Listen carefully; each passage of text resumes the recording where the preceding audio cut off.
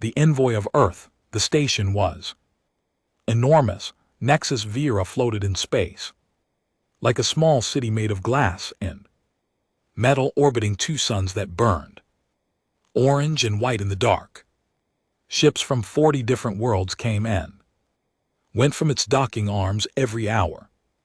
Their hulls were different shapes and colors, some round, some long and sharp, like needles, some covered in strange markings that no human had ever fully understood. The air inside the station smelled of 100 different things, because 100 different species breathed there, ate there, argued there. It was the most important place in the known galaxy. And Ambassador Lyra Vasquez walked through its main corridor like she belonged there. She was not tall, she was not frightening to look at.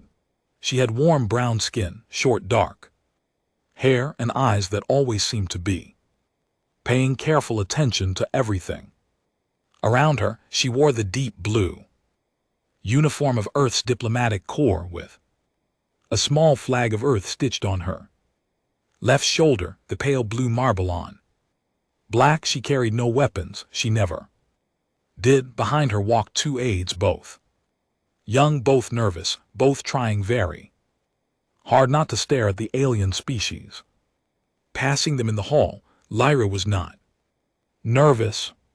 She had been coming to Nexus Vera for 11 years. She had eaten meals with the Keth, whose forearms moved constantly when they talked.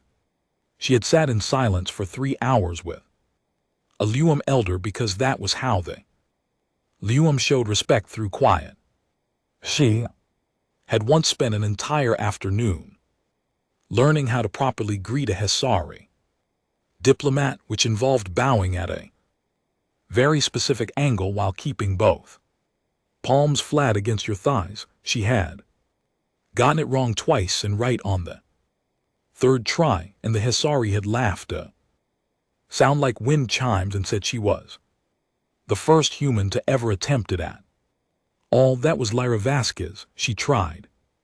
She listened. She learned. In a galaxy where most species assumed humans were loud, emotional, and too young to be taken seriously, Lyra had spent her career proving otherwise. One conversation at a time. The summit she was attending was one of the largest in conclave history.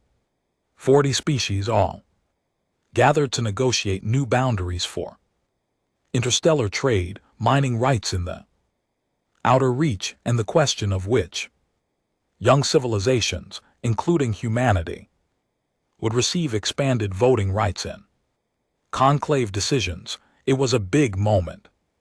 Some said it was the biggest moment for Earth since first contact. Lyra knew the stakes. She had written several of the proposals herself. She also knew that not everyone wanted humanity at this table. As she turned a corner near the main diplomatic hall, she passed a group of Ven. There were 4 of them standing together, watching her with yellow eyes that did not blink. The Ven were tall, almost 2 m, with dark green scales, broad shoulders, and a way of holding themselves that always suggested they were thinking about a fight. They wore the gray armor of the Ven Dominion, polished clean with the red sigil of their ruling clan on the chest. None of them said anything. One of them smiled. It was not a friendly smile. Among the Ven, showing your teeth meant something different than it did for humans. Lyra met the eye of the one smiling. She gave a small calm nod, the way she would nod at anyone. Then she walked on. Her aide, a young man named David, leaned close and whispered, "They hate us, some of them," Lyra said quietly. "Not all, and hate isn't the problem. The problem is what they do with it." She had been monitoring Ven behavior for years. She knew they had voted against humanity's membership at every conclave review. She knew their Ambassadors called humans the wet planet. Apes in private, a phrase that had been leaked by a Keth intelligence contact 2 years ago. She knew the Ven Dominion had expanded aggressively in the outer reach, claiming systems that 3 other species had prior claims to, and that the upcoming summit threatened to undo. A lot of that expansion. She had prepared for their interference. She had counterarguments ready for every angle they might push. She had quiet alliances built with 9 other delegations who shared humanity's concerns. She was ready. That night she had dinner with the Luum delegation in a private room off the main corridor. The Luum were ancient. Their civilization was over 6,000 years old, and they spoke slowly, as if every word cost them something. But they were fair. They had always been fair to humanity. The elder Luum across from her, a thin creature with pale silver skin and large dark eyes, set down what passed for a fork and looked at Lyra for a long moment. "You are prepared for tomorrow," it said. Not a question. "Yes," Lyra said. "Ven will try to delay the vote on human expansion rights. They have already spoken to 4 delegations." "I know," she said. "I've spoken to 6. The Luum elder made a sound that might have been a laugh. "You are unusual for a short-lived species," Lyra smiled. "We make up for it by working fast." She walked back to her quarters late after midnight by station time. The corridors were quieter now. Most delegations had retired. The cleaning units moved slowly along the floors, humming softly. The lights had dimmed to a deep amber, the standard night setting for Nexus Vera. She passed the central atrium, a wide-open space at the heart of the station with a high, transparent ceiling that looked out into space. The 2 suns had set below the orbital horizon. Stars filled the ceiling like scattered salt. She stopped for a moment and looked up. She always did that. She liked the stars. She had told David once that no matter how many years she spent out here, she never got tired of looking at them. She went to her room. She reviewed her notes for an hour. She set her alarm. She slept. She did not know it was the last night she would ever sleep. The next morning at 6:00 station time, the central atrium filled with the soft sound of an alert. It was not loud. It was the kind of alert that stations used when something had been found, not an emergency, not yet just a notification that something required attention. The first person to see it was a Hesari maintenance worker, then a Keth security officer, then everyone. Lyra Vasquez lay in the center of the atrium floor beneath the star-filled ceiling she had stood under. Just hours before, she was still wearing her blue uniform. The Earth flag was still on her shoulder. She was gone, and on the floor beside her, drawn in a substance that shimmered dark red under the amber lights, was the sigil of the Ven ruling clan. They had not even tried to hide it. Within minutes the news was moving through the station. Within an hour it had crossed the communication relays and was burning through the dark between stars at the speed of light, aimed straight at a small blue planet orbiting a single yellow sun. The conclave fell silent. 40 delegations stood or sat or hovered in their rooms, all of them doing the same thing. Waiting. They had seen young species react to things like this before.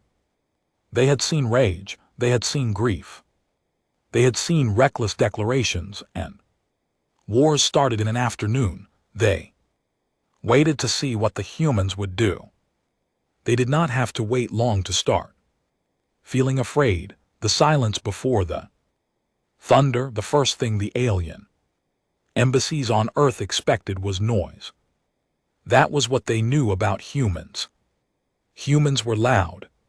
Humans felt things deeply and let those feelings out in speech, in crowds, in broadcasts that filled every channel. When humans were angry, they shouted. When humans were sad, they wept in public. When humans were afraid, they talked about it constantly, as if speaking the fear out loud could somehow reduce its size. So, when the news of Ambassador Vasquez's death reached Earth, the Keth Embassy in Geneva activated its monitoring systems and turned every sensor toward human media channels. The Hesari ambassador woke her staff in the middle of the night and told them to begin logging human communications. The Liuam observer, an old creature named Vensoa who had lived on Earth for 30 years and understood humans better than almost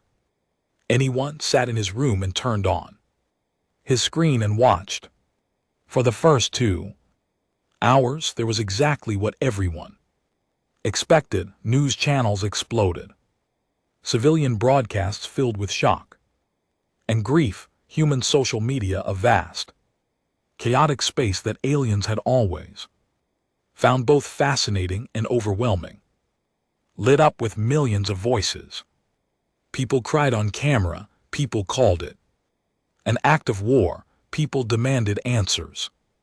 Political figures gave urgent statements. Crowds gathered outside the UN Interstellar Council building in Geneva, holding lights and photographs of Lyra Vasquez, the then ambassador at Nexus. Vieira watched the footage and leaned back in his chair. He turned to his aide and said what they had all been thinking. They will make a speech, they will cry, then they will do something stupid and fast, and we will be ready for it. It was a reasonable assumption. It was also completely wrong, because somewhere around the 3rd hour, the noise stopped. Not all at once. It faded. The crowds outside the UN building were gently asked to go home, and they went. The political statement stopped. The major news channels shifted from frantic coverage to calm, measured updates. Human social media did not go silent. It never fully did, but the tone changed. The rage and grief were still there, but underneath it something else appeared. A kind of quiet, awaiting. The Keth monitoring officer sent a note to her supervisor. Something is different. I cannot explain it yet. Inside the UN Interstellar Council chamber in Geneva, the doors had been closed for 2 hours. No cameras were allowed.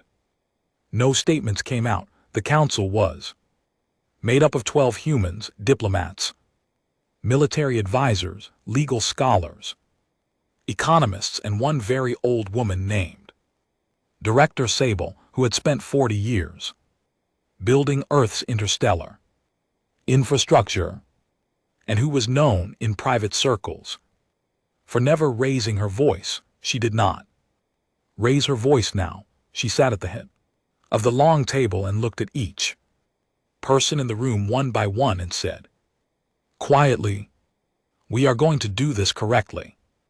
That means we are going to do this slowly. Nobody moves, nobody speaks publicly, nobody acts until I say so. Is that understood?" It was understood. The military advisor, a man named General Pars, placed a single sheet on the table. It listed the current position of every human deep space asset. There were more of them than they conclave knew about. Earth had been careful over the years not to advertise everything it had built. The legal scholar Dr. Emeka Ose, a quiet man in his 50s who had written most of Earth's interstellar legal framework, opened a file on his tablet and began working. He did not look up for a long Time, the economist on the council, pulled up a map of Veen trade networks and began tracing lines. Nobody shouted. Nobody declared anything. They worked on Nexus via the Veen.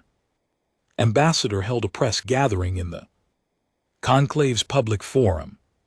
He stood in front of cameras from a dozen species and said with a thin smile that the Veen Dominion regretted any misunderstanding that the sigil found at the scene was being investigated, and that he hoped humanity would respond with the maturity expected of a conclave member. Then he paused, looked directly at the camera linked to the human press channel, and said, "We hope Earth does not do something it will regret." Several alien journalists in the room shifted uncomfortably.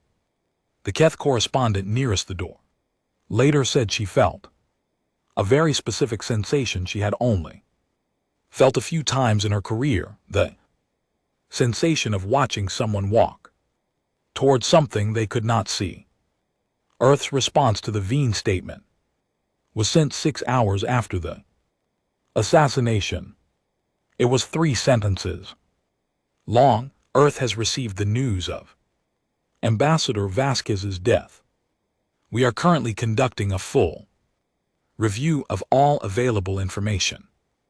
We will respond when we are ready. That was it. No anger, no threats, no dramatic language.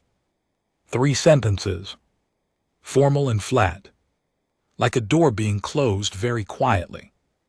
The Hesari ambassador read it twice. Then she sent an urgent message to her home government. I do not know what they are doing. That is the problem. Vinsoa, the old Liuam observer who had lived on Earth for 30 years, read the statement and turned off his screen and sat in the dark for a while. He had seen humans angry before. He had seen them grieve. He had never seen them like this. This stillness was not the stillness of a species that did not know what to do. It was the stillness of a species that already knew exactly what it was going to do and was simply making sure every single piece was in place before it moved. He sent a message to the Liuam Elder Council. It said, "Do not interfere. Do not take sides. And whatever you do, do not stand near the Veen when the humans finish thinking." 48 hours passed. The Veen Dominion began moving a portion of their home fleet toward the outer lanes, a show of strength, the kind of maneuver that usually made younger civilizations nervous. The conclave registered the movement and sent a formal note of concern to the Veen, which the Veen ignored, which they had done before and suffered no real consequence for. What the Veen did not notice, because it was not loud and it was not announced, was that 3 human carrier fleets had already moved into positions that the Veen sensors were not pointed at. Human ships ran quiet when they needed to. It was something they had practiced for years in their own space, where no one was watching. The civilian shipping lanes around human territories shifted. Cargo routes reorganized. Certain supply chains rerouted through Allied space, quietly, efficiently, with no official explanation given. A Keth intelligence analyst named Ura 6 was the one who first saw the pattern. She had been tracking human logistics data as part of her routine work, and she noticed that the small, unremarkable changes added up to something that was not unremarkable at all. She pulled together everything she had and laid it out on her screen and stared at it for a long time. Then she walked to her supervisor's office and said without sitting down, "They are not grieving. They are not preparing to make a speech. They are not about to do something reckless. Her supervisor looked up. Then what are they doing? You're a 6. Looked at her notes. They are preparing, she said. And they have been preparing since the first hour. We just didn't see it because we were watching their faces instead of their hands. He arrived alone. That was the first thing every delegation noticed. When the human representative walked through the doors of the emergency conclave session, there was no security team behind him, no aides carrying files, no military officer standing at his shoulder to show that Earth had power. Just one man in a plain dark suit, carrying a single flat tablet under his arm. His name was Dr. Emeka Osai. He was 53 years old. He was not famous outside of legal and diplomatic circles. He had a quiet face, the kind of face that did not demand attention but held it once it had it. He walked to the human delegation seat without hurry, placed his tablet on the table, and looked around the chamber. 40 delegations were present. The room was large and round, with curved rows of seats rising from the center floor like a bowl. The lighting was kept neutral, pale white, that worked reasonably well for most species' vision. The air was filtered and climate controlled to a compromised temperature. No species found it perfectly comfortable, but none found it unbearable either. The conclave had spent 200 years designing rooms that were equally inconvenient for everyone, on the theory that shared discomfort encouraged cooperation. The Veen delegation sat in their section in the upper rows. Their ambassador was a broad-shouldered male named Drockfell. He watched Dr. Osai settle into his seat with the same yellow-eyed stillness that his species used when they were deciding whether something was worth their time. The conclave speaker, a tall Keth with 4 arms folded neatly in the formal position, called the session to order. This emergency session has been called following the death of Ambassador Lyra Vasquez of Earth, the speaker said. The floor is open for statements. The human delegation has requested the first address. Every eye in the room turned to Dr. Osai. He stood up. He did not use the microphone right away. He looked at the room for a moment, not nervously, just looking the way a person looks at something they want to fully see before they start speaking. Then he said in a calm and even voice, 72 hours ago, Ambassador Lyra Vasquez was murdered in this station. The sigil of the Veen ruling clan was placed at the scene. We have spent the last 72 hours finding out exactly what happened. I am here today to tell you what we found and what Earth has decided to do about it. He set his tablet on the table and pressed a key. The central display screen at the heart of the chamber lit up.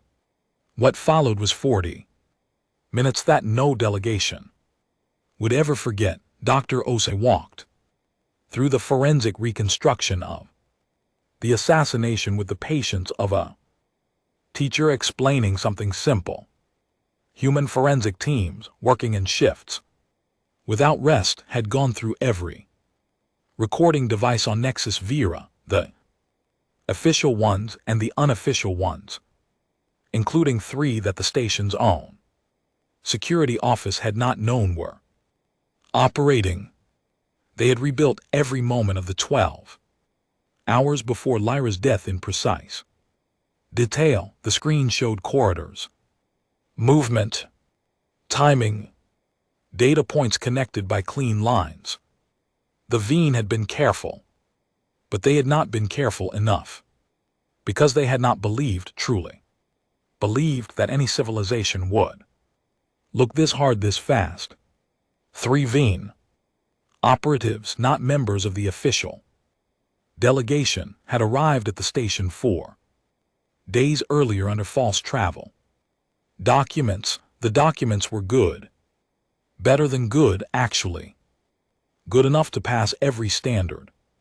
Conclave check. They were not good enough to pass the check that Earth's intelligence team ran after pulling records from 7 different station databases and cross-referencing them with Veen military personnel files obtained quietly through a contact network built over 9 years. The false evidence planted at the scene, designed to look like the work of a third party, a fringe group with no Veen connection, was dismantled data point by data point.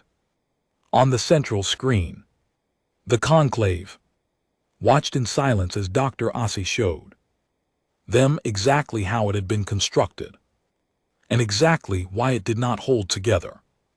Under examination, he was not dramatic about it. He did not use angry language. He presented each piece of evidence the way a person lays out tools before starting work, organized, purposeful, with no wasted motion. When that section was finished, he moved to the next. He brought up 40 years of Venn violations of conclave law. Not a summary. The actual cases, each one documented, each one showing how the Venn had pushed past agreed boundaries, intimidated smaller species, manipulated trade agreements, and used their military size to avoid consequences, case after case in order with dates and names and records. Several delegations in the room shifted in their seats. Some of these cases involved them in small ways. There had been moments when it had seemed easier to look away from what the Venn were doing than to confront it. The screen did not let anyone look away. Earth is not presenting this as a list of complaints, Dr. Ossie said. We are presenting it as a legal record under Conclave Charter, Article 41, Section 3. A pattern of violations of this scale removes diplomatic immunity from the offending delegation. We filed the formal request for removal of Venn diplomatic immunity 36 hours ago. We are asking the conclave to vote on it today. He paused to let that settle. Then he brought up one more thing. We are aware, he said, that any action Earth takes will have effects beyond the Venn dominion. 17 species in this chamber have trade arrangements with the Venn that make up a significant portion of their economic activity. Earth does not believe those species should suffer for the actions of the Venn government. He pressed another key. Onto the screen came a set of documents: trade agreements, economic support offers, resource sharing arrangements, one for each of the 17 species. All of them had been prepared in the last 72 hours. All of them were ready to take effect immediately, designed to replace what those civilizations would lose if Venn trade collapsed. These are gifts, Dr. Ossie said simply, not conditions, not negotiations. We are not asking for anything in return. We are simply making sure that innocent parties are not harmed by what is about to happen. Chamber was completely silent. Drockville, the Venn ambassador, sat very still in the upper rows. His yellow eyes did not blink. He had expected rage. He had expected demands. He had expected the kind of loud, clumsy reaction that young species always made, the kind that was easy to deflect, easy to spin, easy to turn into a political argument. He had not expected this. He had not expected an enemy who had spent 72 hours not just preparing to fight, but preparing to make sure no one else got hurt in the process. He had not expected an enemy who had already filed the legal paperwork before the public statement. He had not expected to come to this chamber and find that the ground had already been moved under him without a single sound. He understood in that moment that he had made a very serious mistake, not the mistake of killing a diplomat. That had been calculated, deliberate, designed. The mistake was who he had killed it for. He had killed Lyra Vasquez to frighten Earth, to show the galaxy that humanity's bright, warm, careful diplomat could be taken away, and Earth would grieve and rage and make itself look small. Instead, Earth had gone quiet, and in the quiet had become enormous. In the front row, the Luum elder who had shared dinner with Lyra Vasquez 2 nights before her death sat with her, pale hands folded in her lap. She looked at the screen. She looked at Dr. Asse. She looked at the neat, thorough, patient destruction of everything the Vens thought they had accomplished. She leaned to her aide and said in the low voice of someone who had seen a great many things over 6,000 years of civilization, I have watched 50 species go to war. I have watched them rage and charge and break themselves against each other. I have never watched one do it like this. Her aide asked what she meant. Most species, she said, strike when they are angry. The anger makes them fast, but it also makes them blind. She paused. These humans waited until they could see everything, and then they made sure everyone else could see it too. Dr. Asse collected his tablet from the table. He looked at the chamber one final time. Earth will respond to the murder of our ambassador, he said. We wanted the conclave to understand before we did that. We know exactly what happened. We know exactly who is responsible, and we have already made sure the rest of you will not be caught. In the middle, he sat down. The room stayed silent for a long time after that. It came exactly 96 hours after Lyra Vasquez died. Not 95, not 97, 96 to the minute. Several analysts in different civilizations noted this later, each arriving at the same conclusion.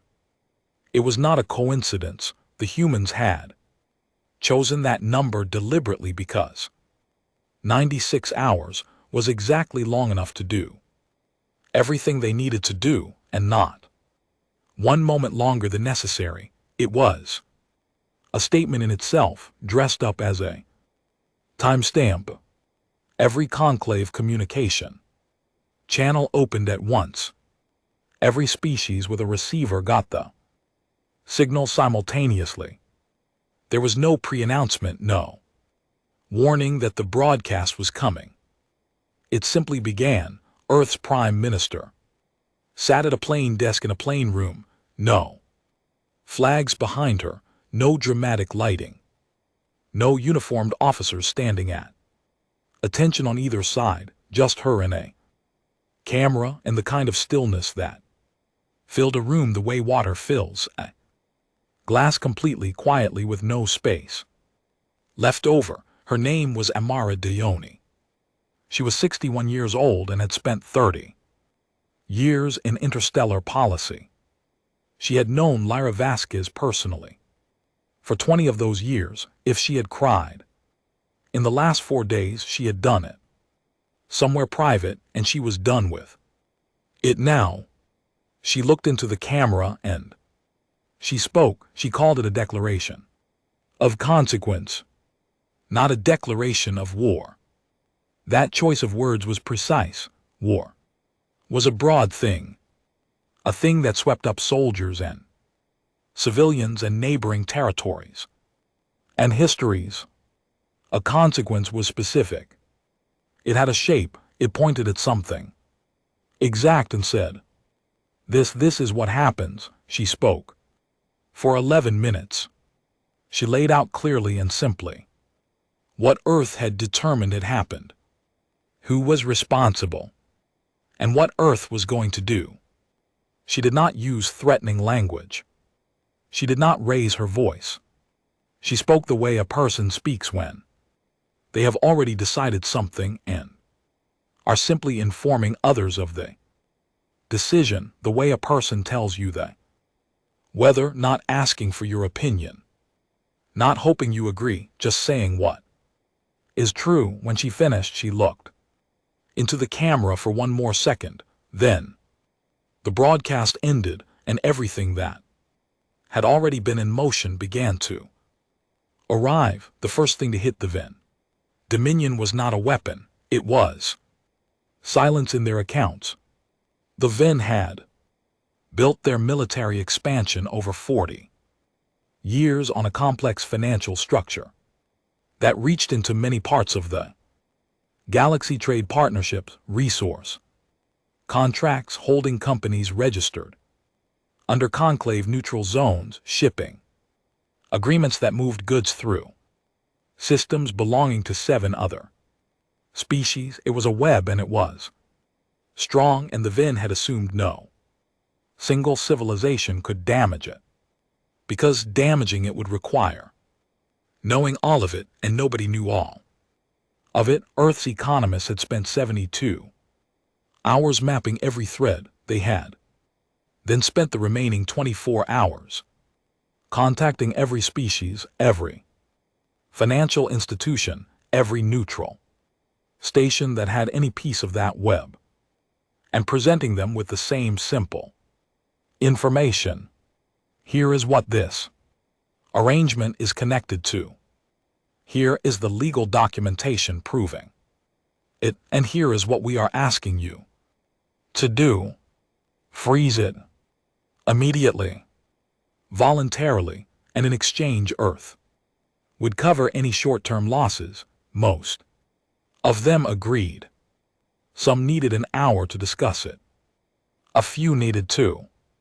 None of them wanted to be on the wrong side of what was clearly coming.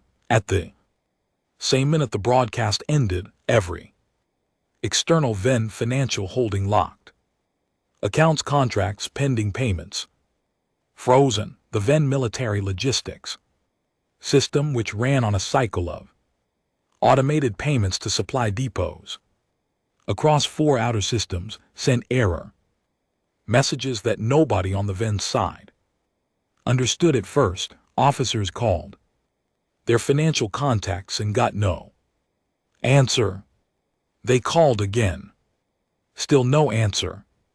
A Vin logistics commander later described the experience as trying to grab something solid and finding it had turned to air. The Vin home fleet had been positioned in the outer lanes as a show of force. It was a large fleet. The Vin had spent a century building it, and it was genuinely powerful, larger than anything most conclave species could field, and the Vin knew it. They had assumed that if it came to a military confrontation with Earth, size would decide the matter. They began moving toward the human carrier positions. When they detected them, what happened in the next 4 hours was something that only a small number of living beings ever saw directly. The recordings were later reviewed by military analysts across dozens of civilizations, and the reviews kept arriving at the same uncomfortable conclusion. They were not sure what to call it. It was not a battle in the way most civilizations understood battles. It was faster than that, and quieter, and far more one-sided. Human carrier ships were designed differently from most conclave military vessels. Most species built warships to be visible. Large armored broadcasting power. It was a psychological strategy as much as a tactical one. You wanted your enemy to see you and decide the fight was not Worth it, human ships were not built to be seen. They were built to be effective.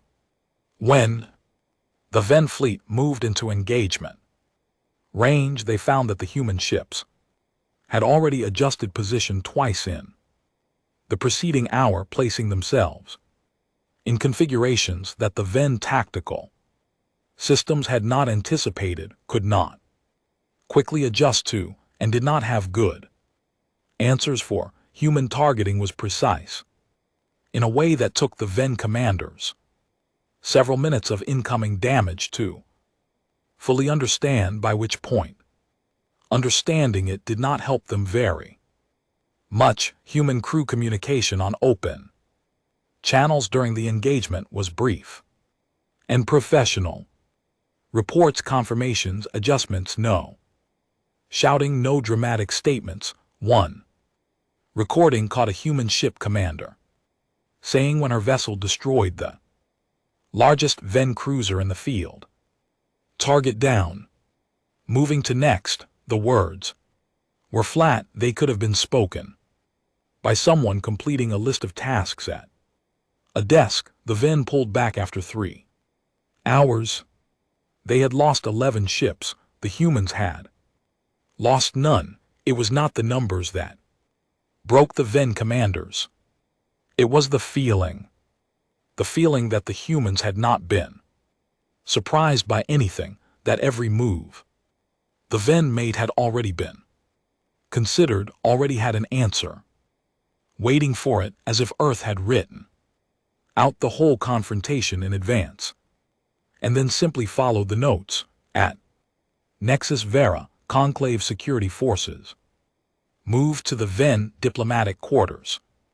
They carried a legal order signed, stamped, approved by 39 of 40 Conclave members in a vote that had taken less than an hour to complete. After Dr.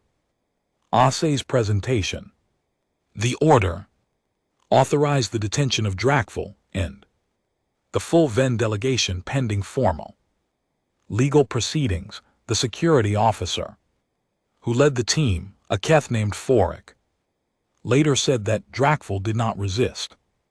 He just stood in the center of his quarters when the door opened, still in his formal ambassador's robes, and looked at the security team with his yellow eyes and said nothing at all. Forik had detained ambassadors before. It was rare but not unheard of. The detained ones usually argued. They cited immunity. They threatened consequences. They contacted their governments in a panic. Dracful said nothing. He walked with the security team quietly. Forik thought, watching him, that he looked like a being who had just understood something, understood it completely, too late, and had no words left for it. Across the galaxy, in newsrooms and embassy offices and government buildings and small rooms where ordinary people were watching their screens, the same conversation was happening in 40 different languages. The Hesari Free Press journalist who had called Lyra Vasquez a friend published a short piece that spread across every major communication network within the day. It was not long. One sentence near the end of it became the sentence that everyone repeated. The humans did not avenge their diplomat. They made an example of an empire in the Ven Dominion's capital city. Citizens watched the news in disbelief. Their military had told them for years that humanity was a young species, a soft species, a species that felt too much and thought too little. Their state media had called humans emotional, impulsive, a civilization still learning how to be serious. Nobody said that now. What the Ven public was watching instead was their fleet damaged, their finances frozen, their ambassador detained, and their government's carefully constructed version of events shredded in public in front of 40 civilizations, all within the span of 4 days, by a species that had not raised its voice once during the entire process. Director Sable back in Geneva received the confirmation reports one by one. She read each one and set it aside.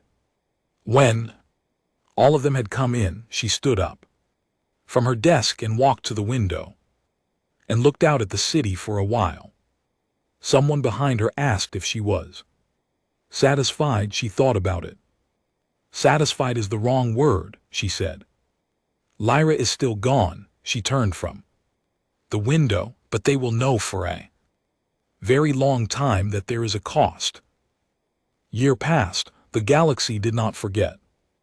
Galaxies rarely forget things that frighten them, not truly, not in the way that a person might forget a name or a date. The memory of what Earth had done in those 4 days settled into the quiet corners of political meetings and military briefings and late-night conversations between diplomats who thought they had seen everything. It did not fade. It became a reference point, a before and after. Before, humanity was the young species, the new ones, earnest, a little too emotional, still finding their place at the table.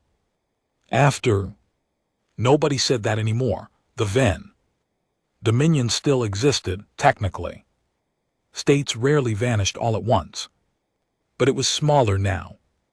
Much smaller. The legal proceedings following Dracvel's detention had moved through the conclave courts with the same patient thoroughness that Dr. Oss had brought to the emergency session. Cases were built, evidence was presented, judgments were issued.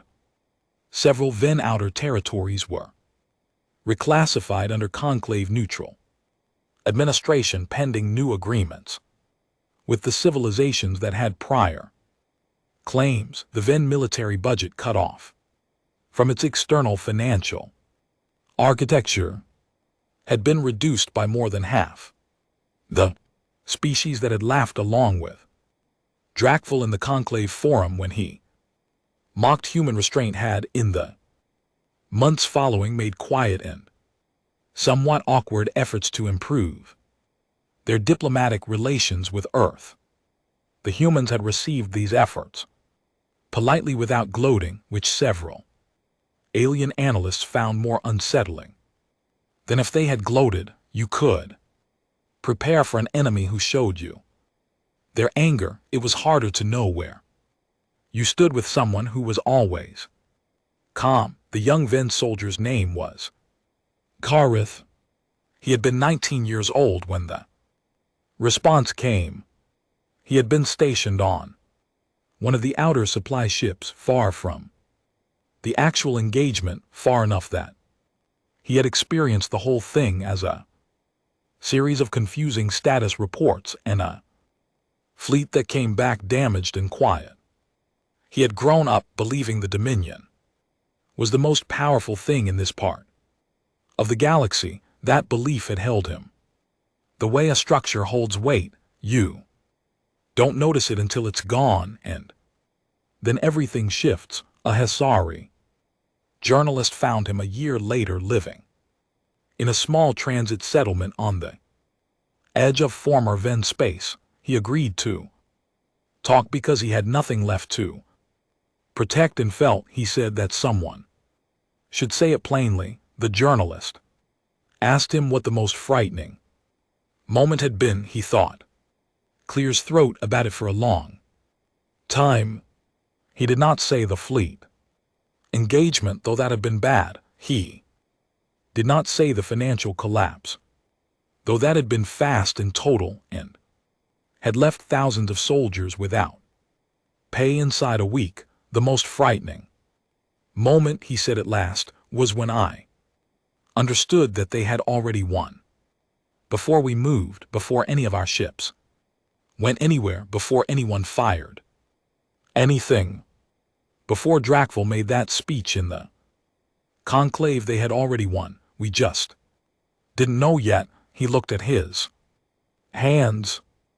They had already done everything: legal filing, the economic preparation, the fleet positioning, the support, packages for the other species, all of it was done before they said a single word in public. They let us think we had time to react. We didn't. There was never any time to react. The time was already gone. He was quiet. For a moment, we were told they were emotional, he said. We were told that was their weakness. That when something hurt them, they couldn't think clearly. He shook his head slowly. I don't know where that idea came from, but I know it was the most expensive idea anyone in my government ever had. The Keth intelligence analyst, Euro 6, published a formal assessment paper 8 months after the response. It circulated widely in government and military circles across a dozen civilizations. The paper was long and detailed and used careful language throughout, but its central conclusion was simple enough that most people summarized it in a sentence: we have been thinking about humanity. Wrong. The paper did not focus on the fleet engagement or the financial strike, though it covered both. It focused on the timeline. It mapped hour by hour what Earth had been doing from the moment the news reached. It showed the precise sequence: forensics, legal preparation, contact, economic planning, fleet repositioning, and it showed that each step had begun before the previous one finished, that they had been running multiple preparations at the same time, in parallel, that what looked like 4 days of silence had actually been 4 days of intense, coordinated, invisible action. Euro 6's conclusion was not about power. It was about discipline. The human capacity for patience is not a cultural accident, she wrote. It is a trained behavior, practiced and maintained under pressure. This is much harder to do than it sounds. Any species can be disciplined when the stakes are low, doing it when you are grieving, when you are angry, when every instinct is pulling toward immediate action. That is something else entirely. What we saw was not the absence of emotion, it was emotion under complete control. That distinction matters enormously. The paper was translated into 31 languages. A copy of it ended up on the desk of every major conclave member government. Some of them updated their threat assessments of Earth. Some of them quietly began reviewing their own behavior and asking whether they had any then-shaped situations in their histories that Earth might have noticed. Several of them reached out to schedule diplomatic meetings with human representatives. All of those requests were accepted politely and promptly. The Lium elder, who had shared dinner with Lyra Vasquez 2 nights before her death, spent most of the year after writing. She was old, very old even by Lium standards, and she had decided some time ago that what she witnessed in her final years should be recorded properly. She had seen too many important things reduced to summaries, and summaries always lost something. She wrote about what she had observed in the conclave chamber during Dr. Osai's presentation. She wrote about the specific way the room had changed as the evidence was laid out, not dramatically, not all at once, but gradually, the way light changes in a room when a cloud moves away from the sun. She wrote about Draken's face in the upper rows and about how you could see, if you were watching closely, the exact moment he understood what had happened. She wrote a new chapter in the official conclave historical record. She was the only Lium elder currently authorized to add to it, a privilege given after decades of Service, the chapter was titled with a phrase that would later be quoted in dozens of historical texts: the species that thinks before it strikes and strikes without missing. She reread it twice after she wrote it. Then she closed the file and looked out the window of her quarters on Nexus Vera at the same starfield ceiling that Lyra Vasquez had stood under on her last night, and she stayed there for a long time thinking about short lives and long memories and the strange calculus of grief that turned in humans not to chaos but to clarity. The memorial was unveiled on a quiet afternoon 1 year to the day. It stood in the central atrium in the exact place where Lyra had been found. It was not large or elaborate, a smooth, dark panel head height with her name and dates and a single sentence underneath. Chosen by Earth and approved by the conclave in a unanimous vote. She listened to the stars, and the stars heard her. Delegations from 37 civilizations attended the unveiling ceremony. Several sent their most senior representatives. A few sent their heads of government. 3 species were present who had never before sent any representative to a human event. Some of the alien visitors wept. The humans in attendance found this quietly moving in a way that was hard to explain. The sight of creatures so different with such different biologies and histories weeping for a human woman. Lyra would have found it beautiful. She had always thought that the capacity for grief was one of the things that linked species across all the differences of shape and language and custom. Loss looked the same, more or less, everywhere. After the ceremony, when the crowd had thinned and the atrium had grown quiet, Dr. Emeka Ose stood alone in front of the memorial. He had not spoken publicly much in the past year. He had returned to his legal work. He was writing a new framework for conclave diplomatic protection. Something with real teeth, something that made the consequences of harming another species diplomats clear enough that no government could claim confusion about what would follow. He expected it to take another year to finish. He stood and read her name.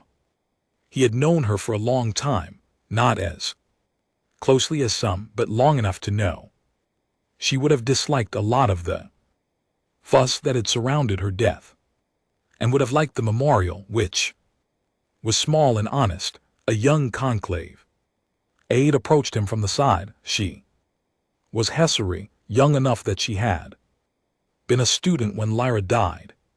She had watched the whole thing unfold from her home world through news broadcasts and analysis feeds, and it had been one of the reasons she had applied for a position at the conclave. She had been working up the courage to ask Dr. Osai something for 3 months.